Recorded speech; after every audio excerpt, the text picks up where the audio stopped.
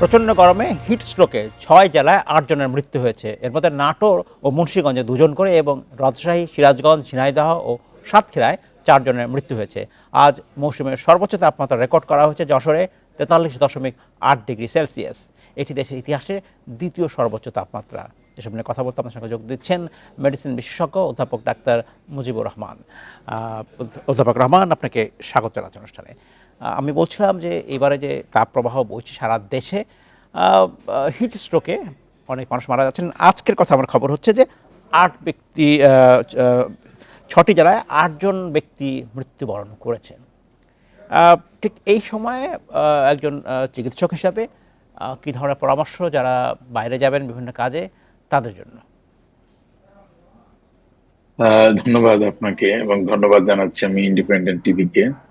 আসলে এটি একটি সময় উপযোগী একটি আহ, আহ, বিষয় আপনি অবতারণা করেছেন। আসলে এটি স্মরণকালের রেকর্ড এখন বাংলাদেশের উপর দিয়ে বইছে যে তাপ প্রবাহটি, এটি আসলে আমরা তো ঠিক এরকম তাপ প্রবাহের সঙ্গে অভ্যস্ত নই। আপনি যদি দেখেন, হ্যাঁ, মিডল ইস্টের মানুষ সাধারণত এরকম গরমে থাকে, বা পৃথিবীর অন্যান্য জায়গায় যেখানে মরুভূমি রয়েছে ওরকম একটা তাপদাহ থাকে, যেখানে মানুষের ঘামটা কম হয়, হিউমিডিটি কম থাকে। কিন্তু আমাদের দেশে দেখুন, তাপমাত্রা যদি 43 ডিগ্রি থাকে, কিন্তু সেটা আমরা অনুভব করি হলো 45 বা 46-এর উপরে। তার কারণ আমাদের দেশের হিউমিডিটিটা বেশি জি। থাকে। হিউমিডিটি বেশি থাকার কারণে আমাদের এই তাপমাত্রা, যেটি সত্যিকার তাপমাত্রা, তার চেয়ে বেশি আমরা ফিল করি।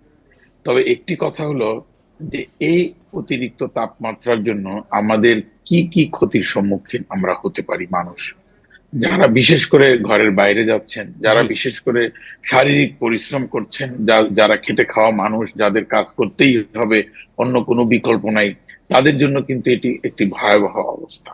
আসলে আহ এটার জন্য যে হিট স্ট্রোকটি তো হলো একদম, মানে সবচেয়ে খারাপ অবস্থা যেটি, সেটিকে বলা হয়।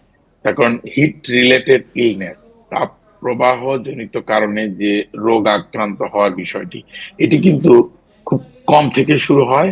যেমন ধরেন, হিট র্যাশ হয়, হিট ক্র্যাম্প হয়, হিট এক্সজর্শন হয়, তারপর আলটিমেটলি হিট স্ট্রোকে চলে যায়, মানে আস্তে আচ্ছা। আস্তে আস্তে আস্তে উপরের দিকে জি। যাচ্ছে।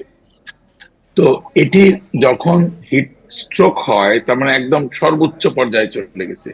তার আগে থেকেই কিন্তু জিনিসটাকে আমাদের প্রিভেন্ট করতে হবে। অর্থাৎ সাধারণ মানুষ যারা বাইরে কাজ করছেন, বাইরে যাচ্ছেন, কাজ করার প্রয়োজনীয়তা রয়েছে, এটি একটি কথা মনে রাখতে হবে যে একটানা রোদের মধ্যে কাজ করবেন না, একটু গ্যাপ দিবেন, একটু আপনি অবসর নিবেন, 10 মিনিট 20 মিনিট করে আপনি গ্যাপ দিবেন, একটু গাছের ছায়ায় আপনি বসবেন। মনে করেন গ্রাম অঞ্চলে মানুষ কাজ করছে, জি। খেতে খামারে কাজ করতেছে, অথবা রিক্সা পোলার যিনি রিক্সা চালাচ্ছেন, অথবা ভ্যান গাড়ি চালাচ্ছেন, ওনাকে কিন্তু এই কাজের পাশাপাশি একটু বিশ্রাম নিতে হবে। বিশ্রামটা কিভাবে নিবেন?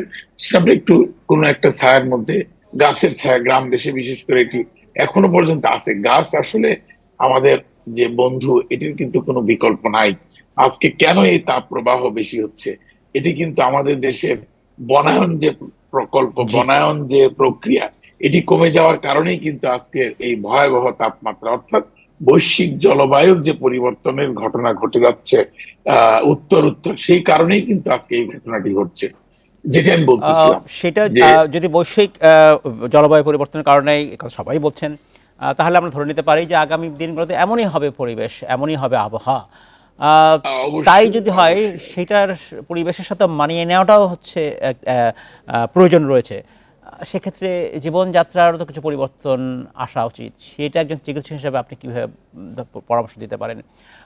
হ্যাঁ, কি খাবেন তারা, কি জীবনযাত্রার পরবেন, কখন কাজ করবেন, জীবনযাত্রার যদি একটু পরিবর্তন বলতেন আমাদের। অবশ্যই এটি আমাদের আনতে হবে। আপনি ভালো কথা বলেছেন যে জীবনযাত্রার মানের মধ্যে বা জীবনযাত্রার গতির মধ্যে কিছু পরিবর্তন আমাদের আনতে হবে। সেই পরিবর্তনটা হলো যে আমাদের এমন ভাবে আগাতে হবে যাতে এই হিট স্ট্রোক পর্যায়ে আমরা না যাই।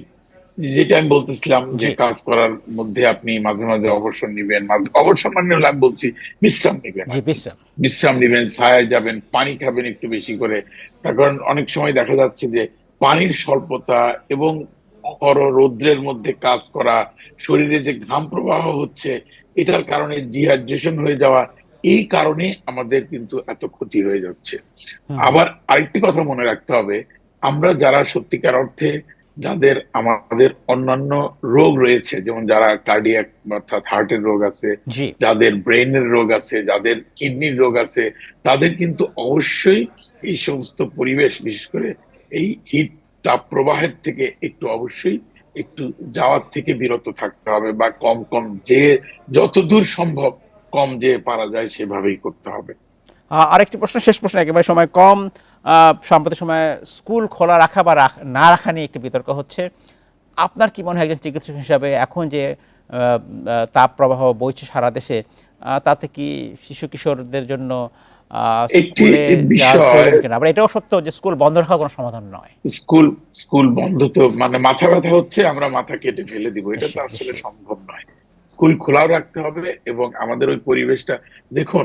এখন যে তাপমাত্রা প্রবাহ হচ্ছে, স্কুলগুলো তো সাধারণত স্কুলে ইলেকট্রিসিটি আছে, ফ্যান থাকছে, জি। যেন ওই বিদ্যুৎ প্রবাহটা ঠিক মতো থাকে, ফ্যানটা যেন চলে। কিন্তু আমি স্কুল খুলে দিলাম, স্কুলে বাচ্চারা গেল, কিন্তু ফ্যান দিতে পারছি না আমি, তাহলে তো এটা খুব ক্ষতির এখন কারণ হয়ে দাঁড়াবে। হয়তো শহর আবার অঞ্চলে আরেকটি কথা, ফ্যান রয়েছে, কিন্তু গ্রাম অঞ্চলে হয়তো নেই। এটা ওই যে খোলামেলা বাতাস বা ওই কাজগুলো করতে হবে, একটু হুম, হুম। খোলামেলা জায়গায় করতে হবে। জি, আজকাল স্কুলের সব জায়গাতেই ফ্যান আছে, এটা আমার যতটুকু বিশ্বাস। জি। আমার মনে হয় স্কুলে ফ্যান নাই এরকম ঘটনা মনে হয় না এখানে আছে, এবং বিদ্যুতের মধ্যে তো আওতার মধ্যে আমাদের দেশে প্রায় সব স্কুল কলেজ গুলো চলে আসছে না, বলে আমি নিশ্চয়ই, কিন্তু মনে করি। এখন বিদ্যুতের আরেকটি, লোডশেডিংও আছে। এটাও সত্য কথা, ঢাকার বাইরে জি বিশেষ জি করে। জি, আমি ওইটাই বলতে চাচ্ছিলাম যে লোডশেডিংটা এখন একটু বেশি হচ্ছে। এইটাকেও যদি আমাদের একটু সহনীয় মাত্রায় আনা যায়, তাহলে হয়তো সব দিক বিচার বিবেচনা করে স্কুল একদম যে বন্ধই করে দিতে হবে নিশ্চয়ই, সেটাও আমি স্কুল মনে বন্ধ করি করে না। দেওয়া কোনো সমাধান নয়। জি নতুন জি, পরিবেশের সাথে মানিয়ে নেওয়াটাই হচ্ছে কাজের কাজ।